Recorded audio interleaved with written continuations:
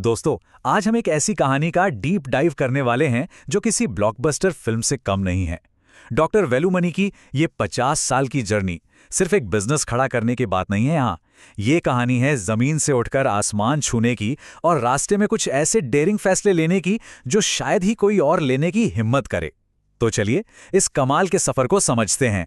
जरा इन नंबर्स पर गौर कीजिए।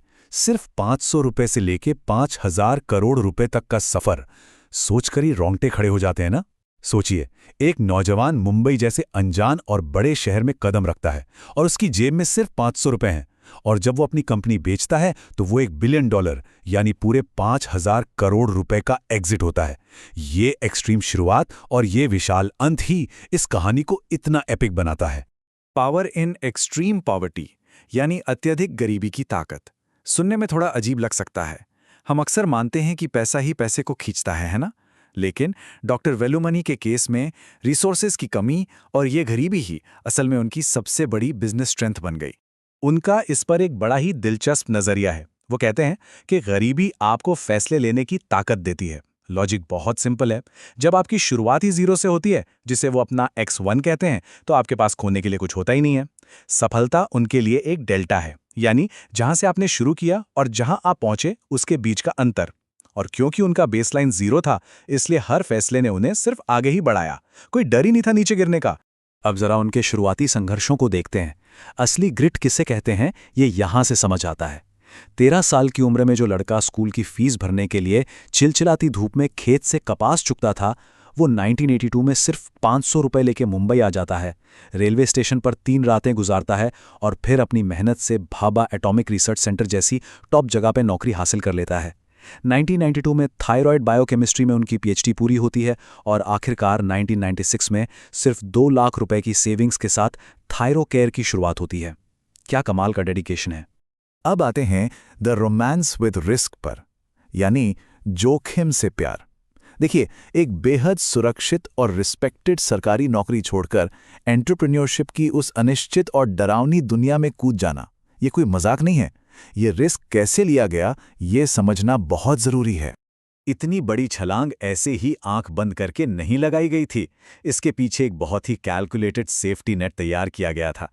बैंक में 1 लाख रुपए की बचत थी, घर का कोई लोन या EMI सिर पर नहीं था, और पत्नी के पास एक स्टेबल नौकरी थी। इन सब चीजों ने मिलकर उन्हें पूरे 40 महीनों की एक फाइनेंशियल सिक्योरिटी दे दी थी। तो आप देख सकते हैं, ये कोई अंधा जोखिम नहीं था, बल्कि बहुत ही स्मार्ट तरीके से लिया गया रिस्क था। और इसी से जुड़ा एक बड़ा ही हैरान करने वाला किस्सा है। डॉक्टर वेलुमनी ने अपनी पत्नी को बिना बताए ही अपनी सरकारी नौकरी से इस्तीफा दे दिया था। उनका एक बड़ा ही सॉलिड रूल है, या तो आप चर्चा कर सकते हैं या फिर फैसला ले सकते हैं। दोनों चीजें एक साथ नहीं हो सकती। जब रात को 2 बजे उन्होंने अपनी पत्नी को बताया कि वो नौकरी छोड़ चुके हैं, तो पता है क्या हुआ? अगले ही दिन उनकी पत्नी ने भी अपनी नौकरी से इस्तीफा दे दिया, सिर्फ इसलिए ताकि वो इस सफर में पूरी तरह से उनके साथ खड़ी रह सके। रोमांस विद रिस्क का इससे बेहतरीन उदाहरण और क्या हो सकता है? Disrupting health care through volume. अब इस हिस्से पर बात करते हैं। मार्केट में एंट्री तो ले ली, लेकिन हेल्थ केयर जैसे सेक्टर में वॉल्यूम के दम पर प्राइसेस को पूरी तरह से पलट कर रख देना, ये अपने आप में एक मास्टर क्लास है। उनका सबसे बड़ा इंसाइट ये था कि अगर भारी मात्रा में यानी मैसिव वॉल्यूम में टेस्ट किए जाएं, तो कच्चे माल की कॉस्ट बहुत तेजी से नीचे आ जाती है। ये एक गजब का इकोनॉमिक इंजन था जो काम कर रहा था। जरा सोचिए, जहां 100 टेस्ट करने पर एक टेस्ट की कॉस्ट 150 रुपए आ रही थी, वहीं जब वॉल्यूम बढ़कर 2 लाख टेस्ट तक पहुंचा तो वो कॉस्ट गिरकर सिर्फ 30 रुपए रह गई। इसी वॉल्यूम गेम की वजह से थायरोकेयर पूरे इंडिया में सबसे सस्ता सर्विस प्रोवाइडर बन पाया। और सबसे बड़ी बात, सबसे सस्ता होने के बावजूद उन्होंने अपना 40% का प्रॉफिट मार्जिन लगातार बनाए रखा। माइंड ब्लोइंग है ना? उनकी स्ट्रैटेजी का एक और बहुत ही शानदार पहलू था उनका फोकस। उन्होंने पूरा का पूरा ध्यान डिसऑर्डर्स पर लगाया, जैसे कि थायराइड और डायबिटीज, ना कि मलेरिया और डेंगू जैसी डिजीजेस या बीमारियों पर। अब आप पूछेंगे क्यों? क्योंकि डिसऑर्डर्स आपको जिंदगी भर के लिए एक पक्का कस्टमर देते हैं, जिन्हें बार बार टेस्ट की जरूरत पड़ती है। इसके उलट बीमारियों के मरीज एक बार आते हैं, ठीक होते हैं और चले जाते हैं। अपना फोकस एकदम शार्प रखने के लिए उन्होंने साफ कह दिया था कि वो टेम्परेरी बीमारियों का टेस्ट करेंगे ही नहीं। हायरिंग ओनली फ्रेशर्स, ये एक बेहद अनोखी और क्रांतिकारी HR फिलॉसफी थी, जिसने कंपनी की ग्रोथ को एक अलग ही गियर में डाल दिया। आपको जानकर हैरानी होगी कि उन्होंने अपने पूरे करियर में 25,000 फ्रेशर्स को हायर किया, और एक भी, जी हां, एक भी अनुभवी प्रोफेशनल को नौकरी पे नहीं रखा। अब सवाल उठता है कि एक्सपीरियंस लोगों से इतनी दूरी क्यों? उनका सीधा सा मानना था कि आपकी दी गई 100 दिन की ट्रेनिंग किसी कॉम्पिटिटर की 1000 दिन की ट्रेनिंग से बेहतर है। वो अनुभवी लोगों को ओवरपेड लायबिलिटीज मानते थे, जो अपने साथ पुराना ईगो और काम करने के पुराने तरीके लेकर आते हैं। इसके बजाय फ्रेशर्स को बिल्कुल जीरो से ट्रेन करके कंपनी के लिए एक लॉयल और डेडिकेटेड एसेट बनाना उन्हें ज्यादा सही लगा। अब इतनी बड़ी तादाद में फ्रेशर्स को फिल्टर कैसे किया जाए? इसके लिए एक बहुत ही सख्त 3 चरणों वाला एलिमिनेशन प्रोसेस बनाया गया, बिल्कुल किसी असेंबली लाइन की तरह। पहले महीने में सिर्फ उनका स्टैमिना चेक किया जाता था कि भाई काम का प्रेशर झेल भी पाएंगे या नहीं। दूसरे महीने में उनका डिसिप्लिन यानी अनुशासन परखा जाता था, और जो यहां टिक जाता उसके लिए पहले साल के अंत तक इंटेलिजेंस या बुद्धिमत्ता का टेस्ट होता था। जो इन तीनों पैमानों पर खरा नहीं उतरा, उसे तुरंत बाहर का रास्ता दिखा दिया जाता था। एंड रिजल्ट, कंपनी के पास सिर्फ सबसे बेस्ट और सबसे काबिल लोग ही बचते थे। $1 बिलियन एग्जिट। अब हम इस पूरी कहानी के सबसे इमोशनल और सबसे बड़े फाइनेंशियल क्लाइमैक्स पर पहुंच गए हैं।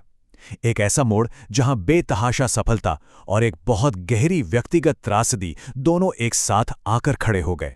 साल 2016 की बात है। कंपनी का आईपीओ बस आने ही वाला था।